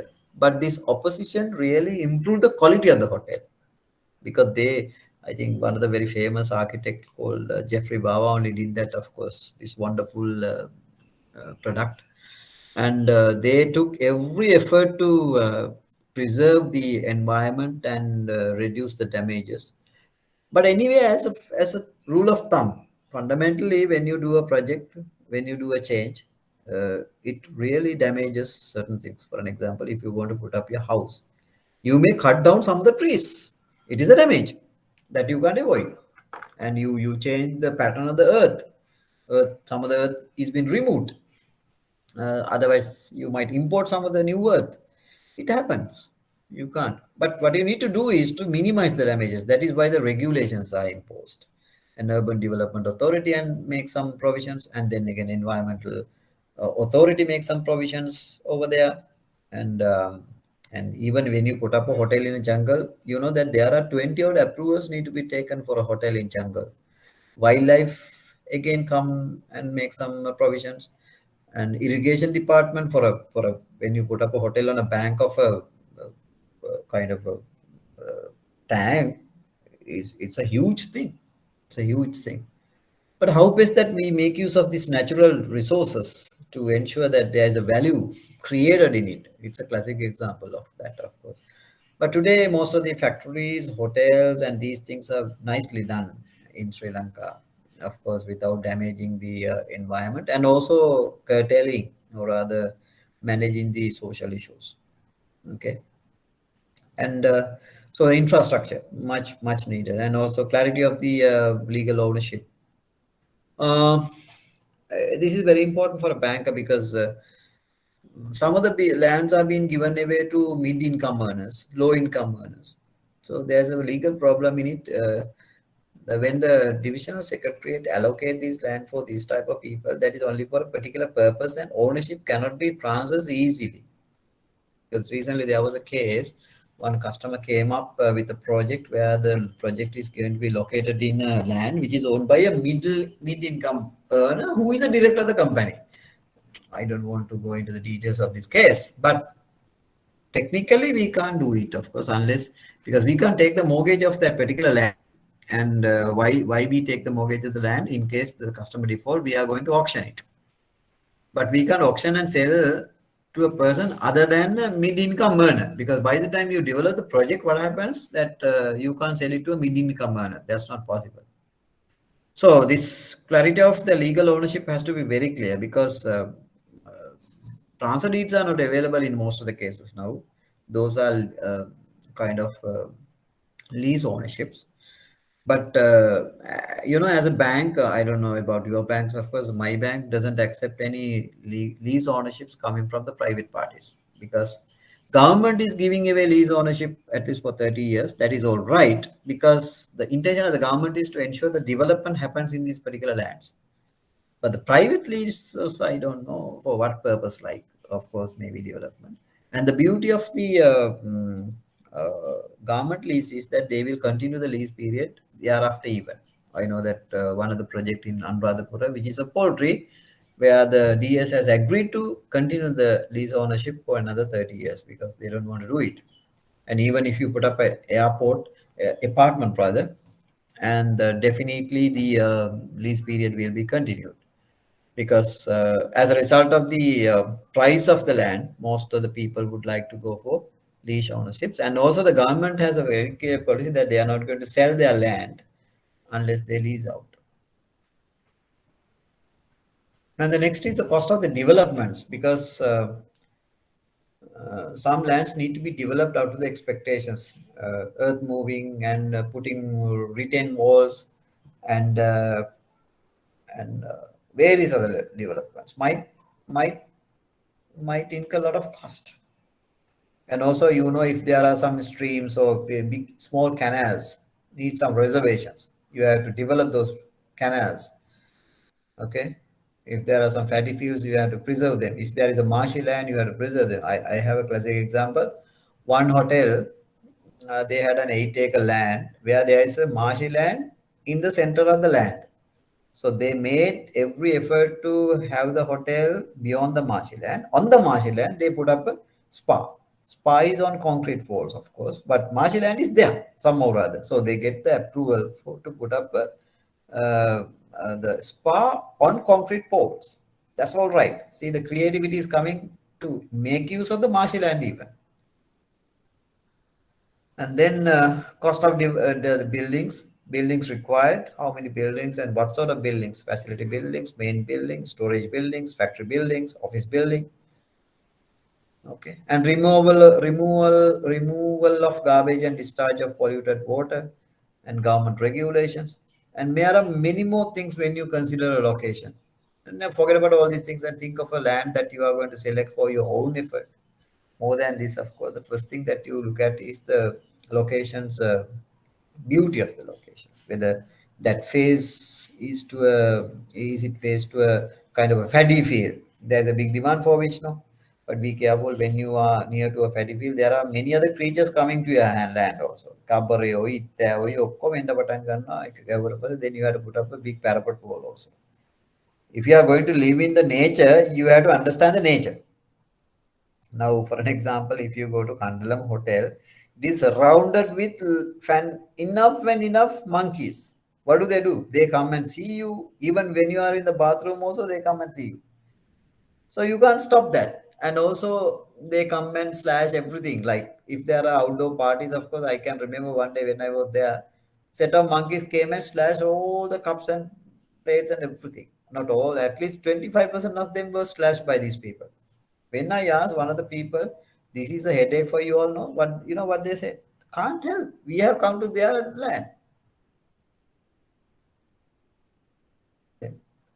Even this elephant conflict also similar. So this is a serious thing.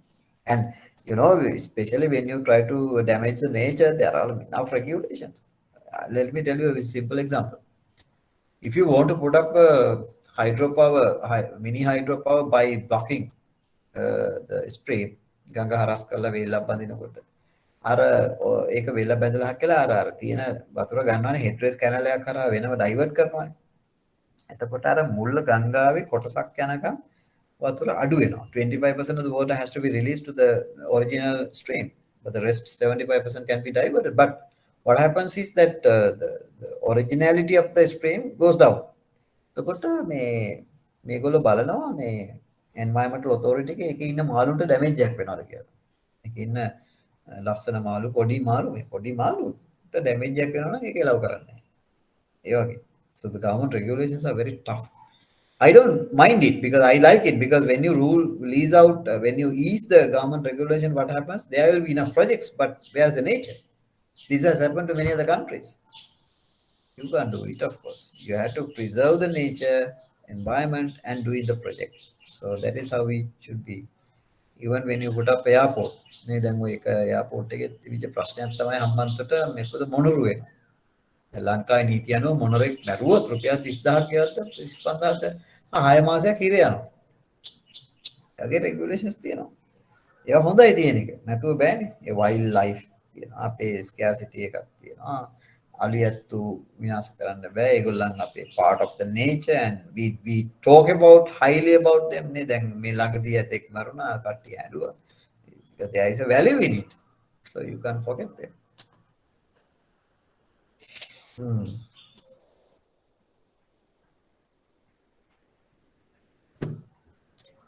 So market. So let me take another break because it's very difficult. I mean, can you ask some questions, please?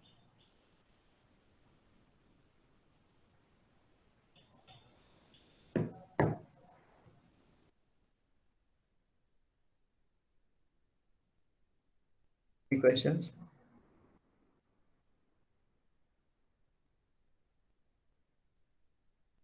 Market, demand and supply basically. If there is a gap only, you can do it. And so we did couple of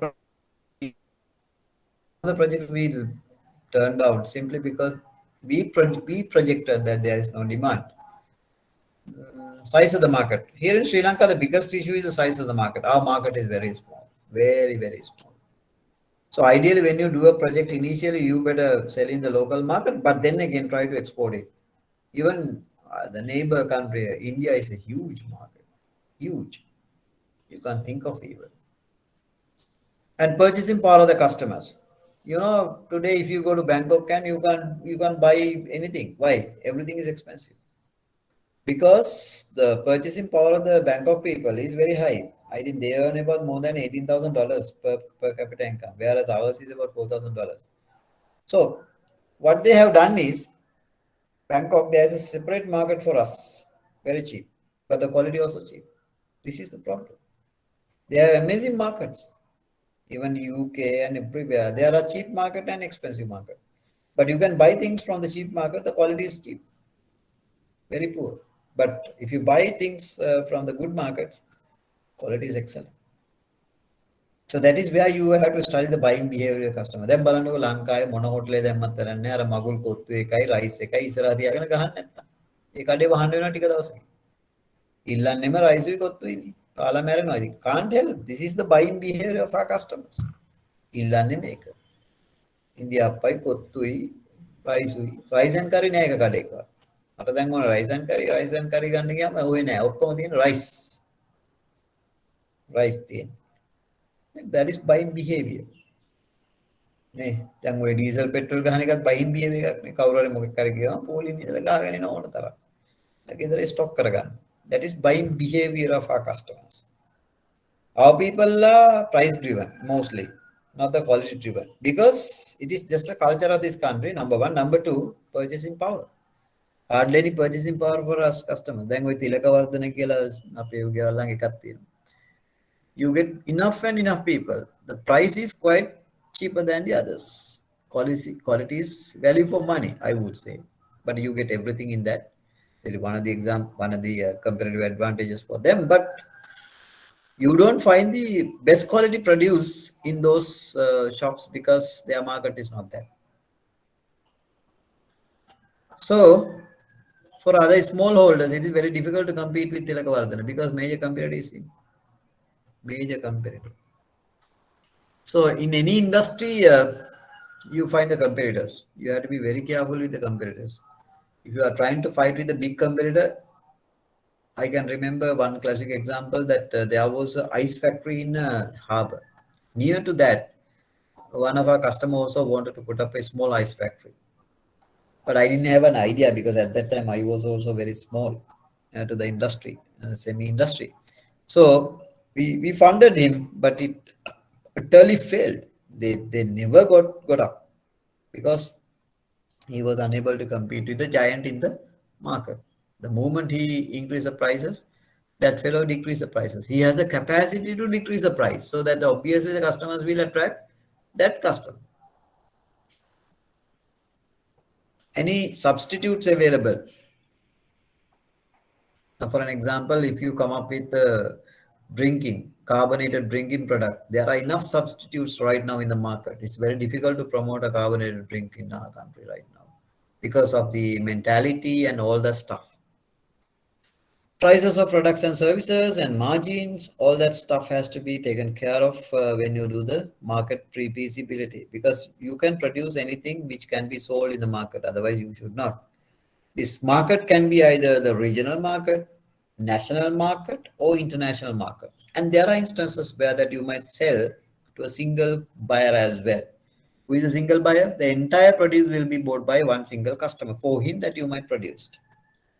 That is all right. But for us, the risk is very, very high. Very high. The moment he stops buying from this our client, what happens? The entire project will go down. But let me tell you a classic example. This energy, solar power. There is only single buyer, that is electricity board. So, but how we minimize the risk of lending to electricity solar supply? Because there is a buyback agreement. Agreement avails for 20 years. So at least for the first 7 years, they will pay 20 rupees per unit, whereas in the rest of the years, they will pay 15 rupees per unit. So that we can, fantastic, without any doubt, we can develop the cash flow. Because the buyer is there, quantity is there. We know the top line very clearly.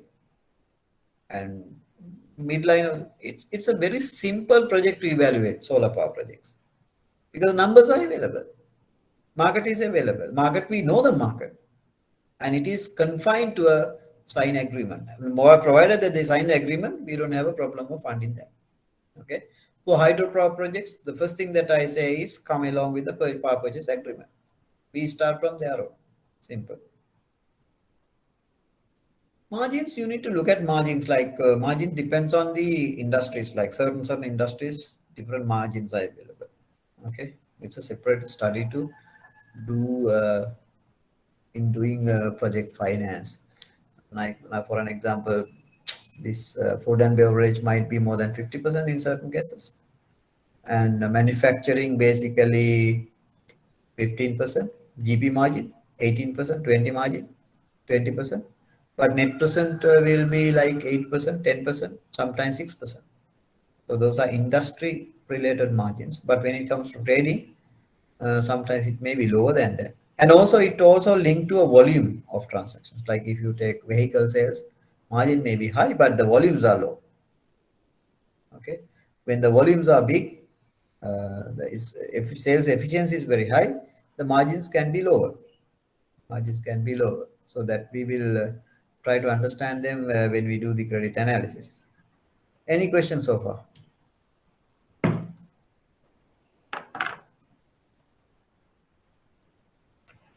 Questions?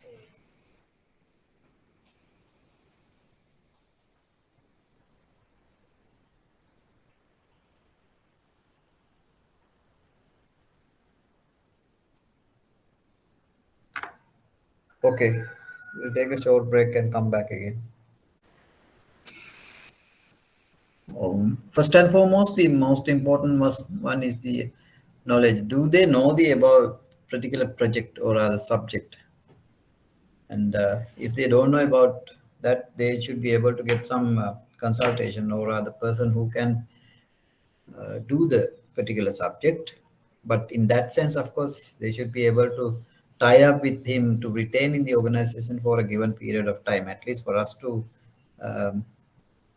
for a period of servicing the entire load. In a case where the man who is behind the technology goes out of the company, there will be a hindering factor, or else there should be a kind of a methodology where set of second layer would be developed with the help of the key man of the organization. So for us, the technology is a sustainable thing, not depend upon a single person or two. Okay. Financial capacity in the sense that's a financial leverage, debt equity contribution.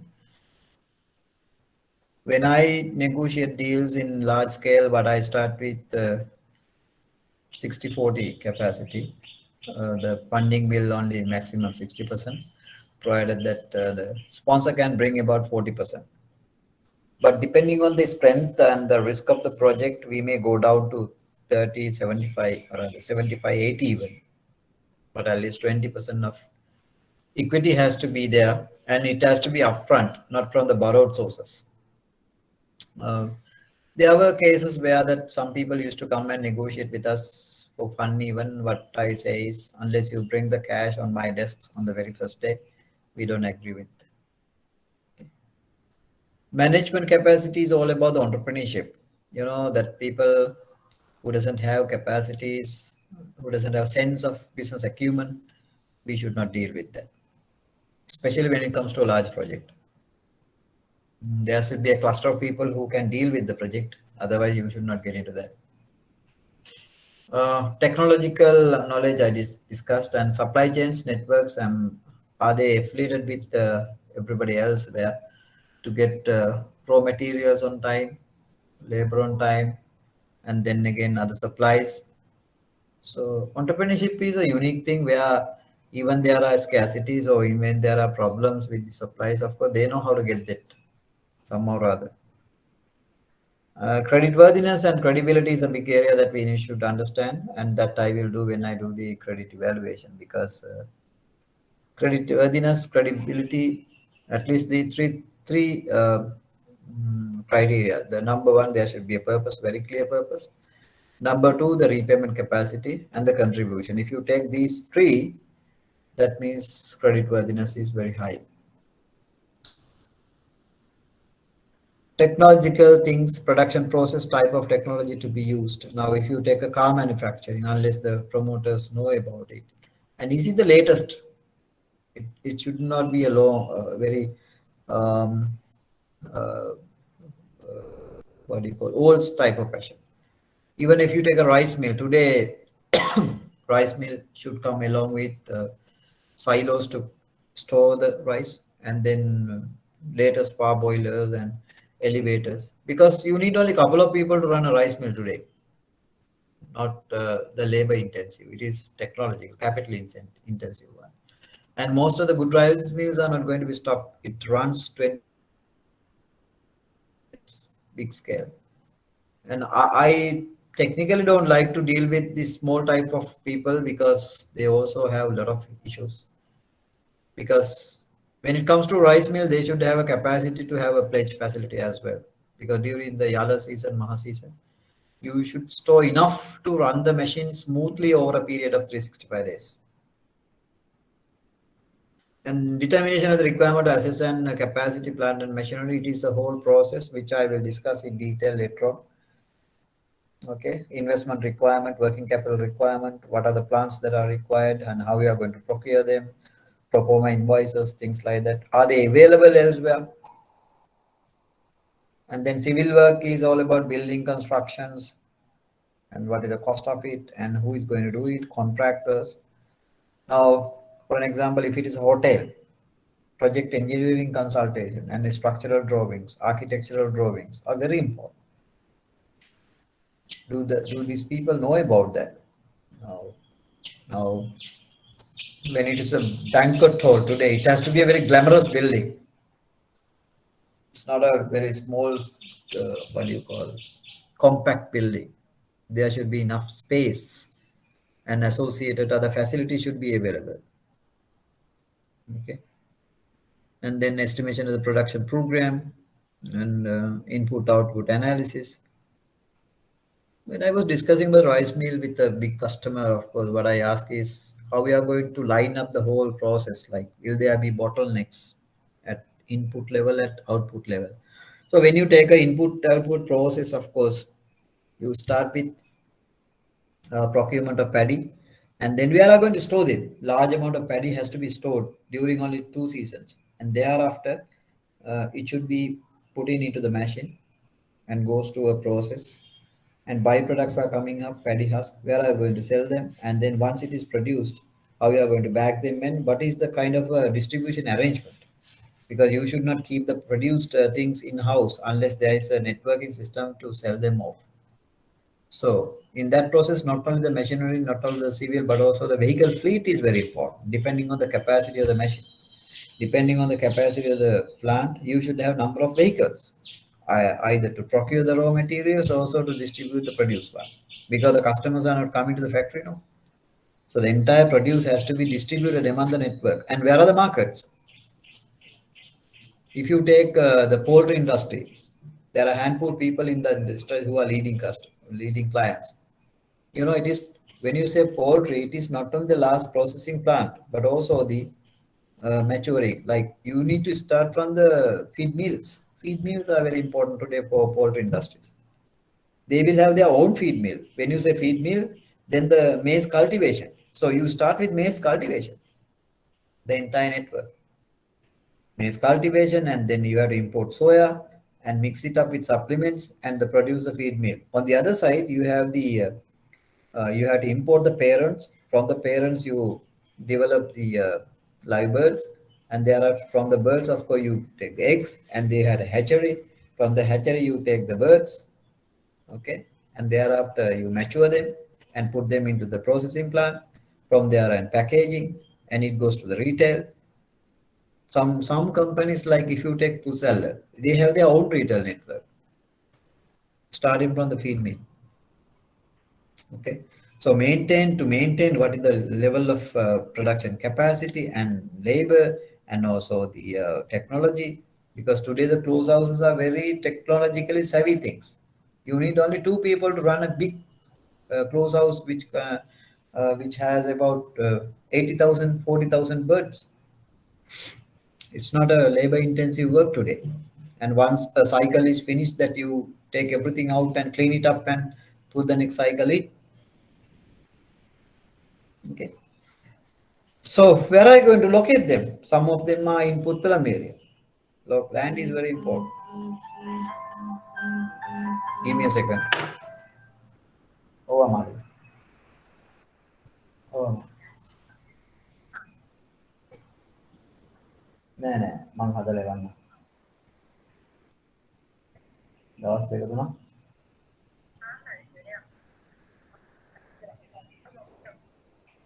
Okay. හරි. මං එවන්න. Okay.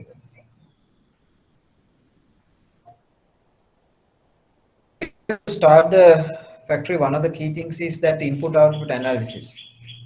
Now, for an example, if you put paddy, only 65% of the rice will come out. By then, you have the paddy husks, broken rice. So that, because in the rice industry, that large amount of money is coming not from the final product, but also from the byproducts.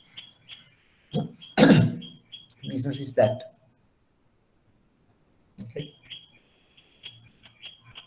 Environmental issues need to be taken care of at the very initial stages. Otherwise, what happens is there will be enough issues.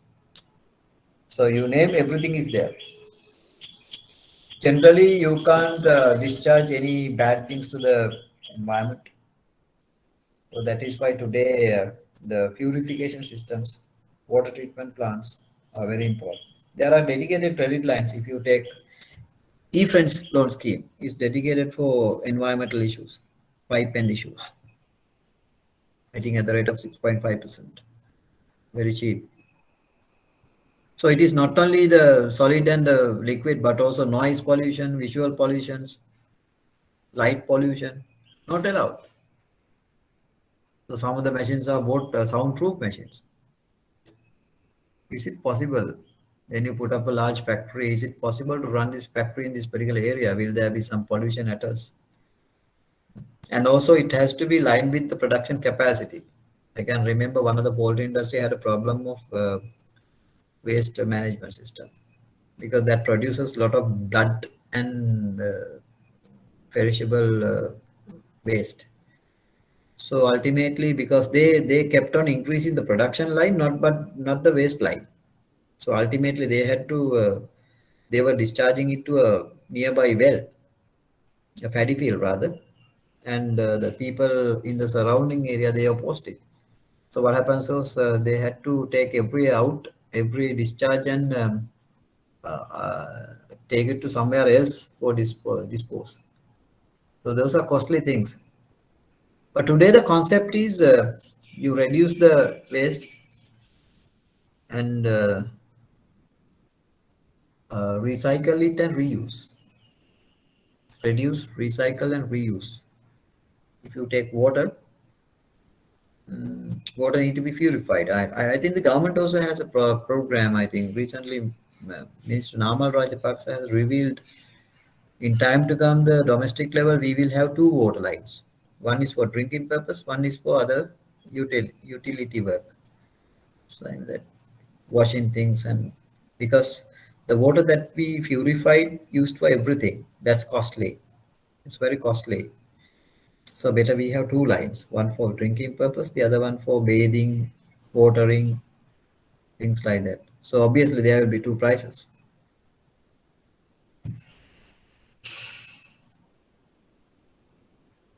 Okay, let's look at the total investment. Generally, you have the preliminary expenses like registration, consultation fees, mobilization fees. Now, if you take a project like hydropower, mini hydropower, it might cost you about 10 to 15 million initially without doing anything. For an expense like that, of course, the banks will not fund.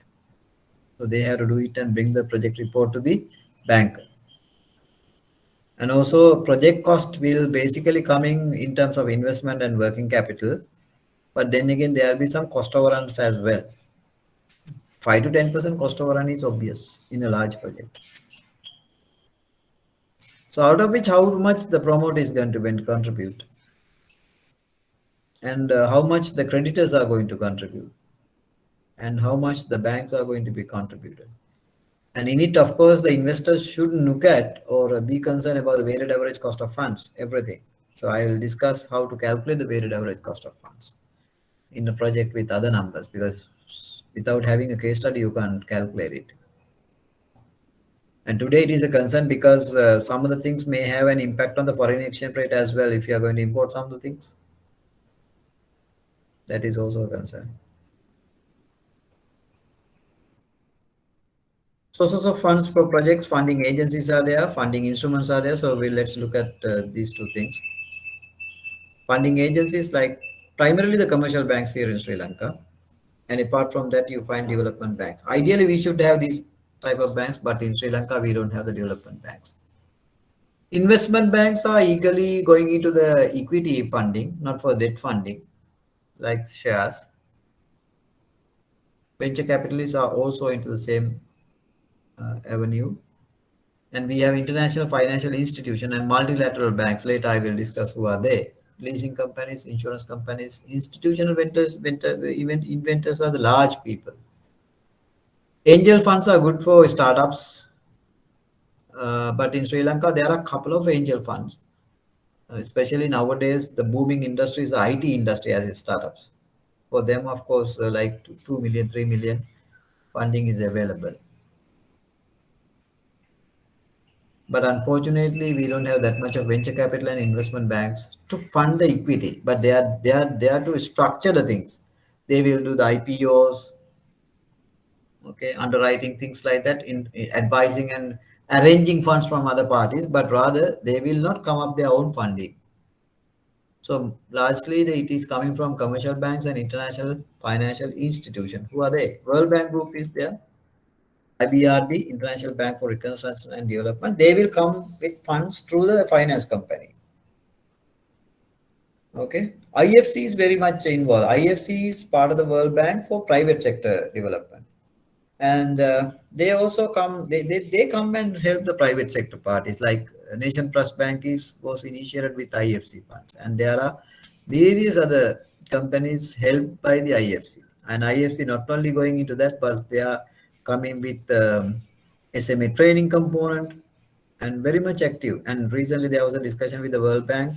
They also will come up with the climate change fund here in Sri Lanka. IFC is very active in that context. You can Google and see exactly what is the scope of IFC. MIGA is not here in Sri Lanka. MIGA is an institute to come up with guarantee schemes. If there is a political risk in a particular country. When the war was here, they also came down here and discussed. What they do is basically they will give a guarantee to a company to who will come and invest in a vulnerable country on political terms, civil war, whatever it is. Okay, they will give a guarantee. So there is a guarantee fee. If the company is in trouble because of the political issues, they will cover it up. Regional development banks are very active here in partly European Investment Bank. There was a credit line. Now it is being reserviced. It is based in US, the UK rather. And then AIIB, of course, People's Bank and Bank of Ceylon has a like credit line for working capital financing, 90 million each. Very cheap funding because we lend at 5.5%, even up to 2 million US dollars per customer. African Development Banks, not in Sri Lanka. These are funds available. Multilateral banks is basically regional development banks have a fund for development of underdeveloped countries, basically, and uh, regional development, basically. IDB, Islamic Development Bank, is not active here in Sri Lanka. ADB is very much active. Very much. ADB not only help the government, but also the private sector, like SME lock schemes are coming up from ADB funded. And solar power loan at the rate of 4% came up from ADB funds. And in time to come, also the solar power scheme will come up. EBRD, European Bank for Reconstruction and Development, also partly involved here. INTAP, American Bank, no. AFD is currently negotiating with a couple of banks here in Sri Lanka. They have a local agency here in Sri Lanka. It's a France bank, basically primarily focused on climate change. It's a good bank. So mostly these banks are giving us funds so that we use them as refinance loans. So on lending, we lend them at a lower rate of interest, which are mostly fixed rates. But there are conditions. They will determine exactly the amount of loan, tenor of the loan, and also the rate of the loan, and also to whom that should be given. And the women entrepreneurship is everybody is promoting. How much of women that should be there in the loan portfolio. Oh, that's it. Hello. Hello.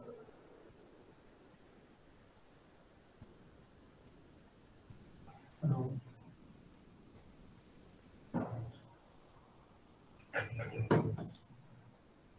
Funding options. Now we said agencies and funding options.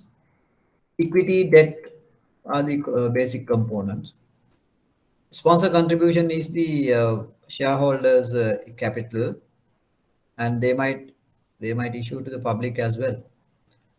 And otherwise, they will hold on to private placements, like private parties will come and invest in shares. So these are the three options for equity.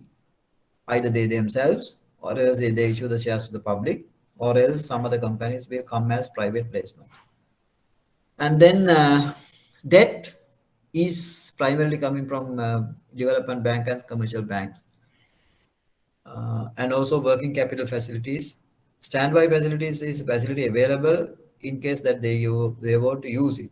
It is advised, but they will be kept aside unless there is a requirement. Refinance loans are coming from various other agencies that I discussed. And bonds are not that developed yet. Okay, project bonds are there, but unless it is a matured company, it is very difficult to promote bonds here in Sri Lanka and elsewhere. And also there's a discussion about green bonds, that is for climate change requirements.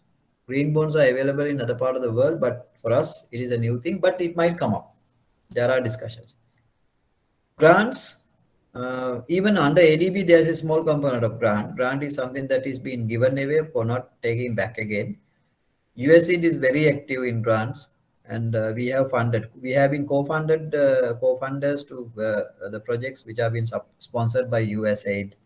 USAID, basically what they do is they supply the machinery, and they don't give away money. They will come up with machinery as a grant.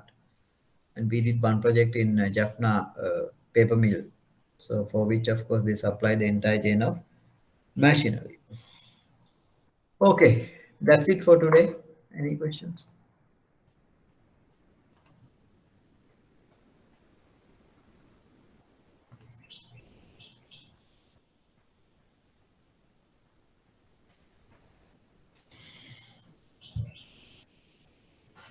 Any questions?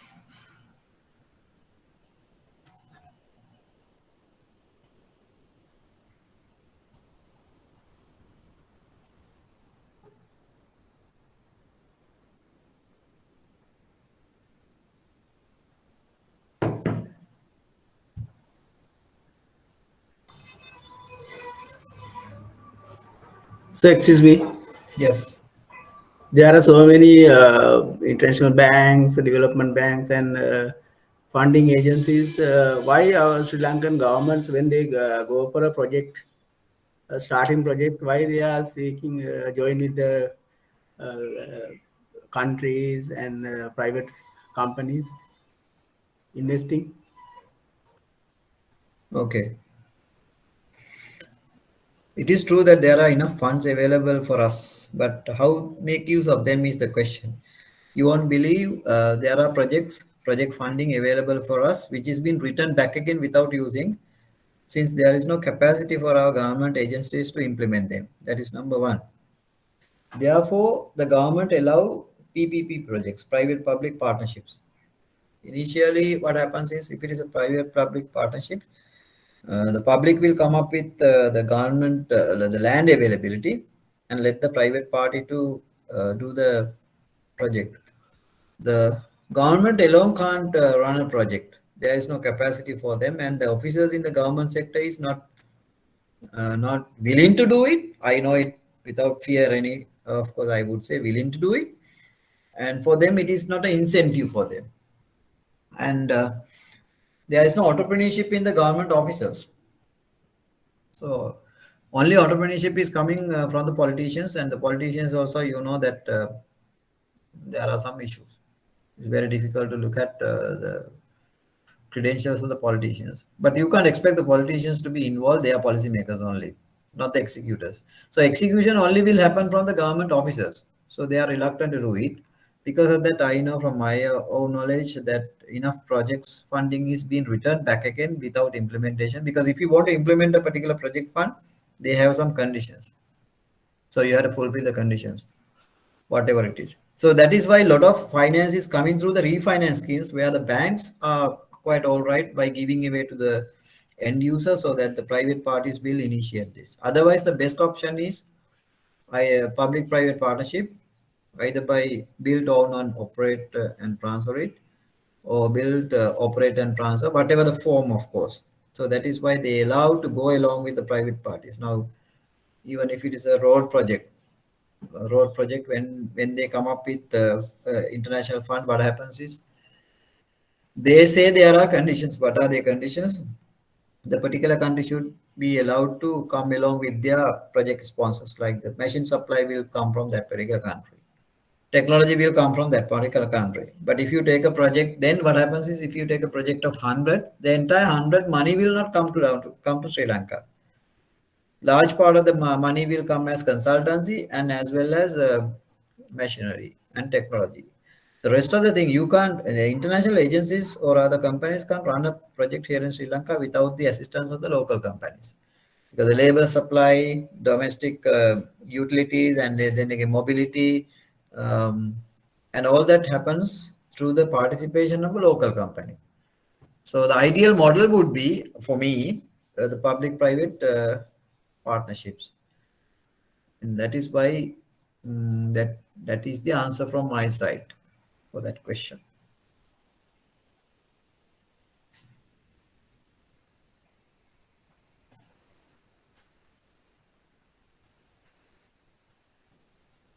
Anything else?